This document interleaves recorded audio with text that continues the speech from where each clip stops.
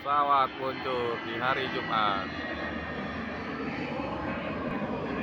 Giling pagi-pagi rupanya hari Jumat jam 6. Alang dari dulu lagi.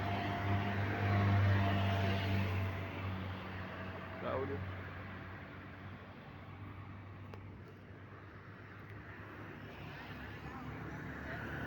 Nggak kelihatan lagi.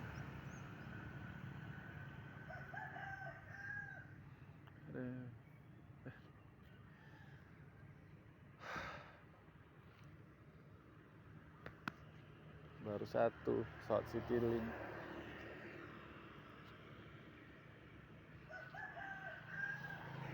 Nah, kita lihat dulu sekitar Bandara Sultan Magerudduha banyak pabrik bata.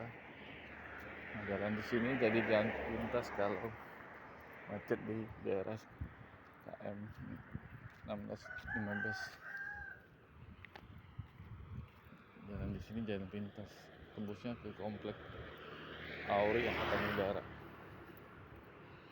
atau Pangkalan TNI AU Sri Mulyani Lambung.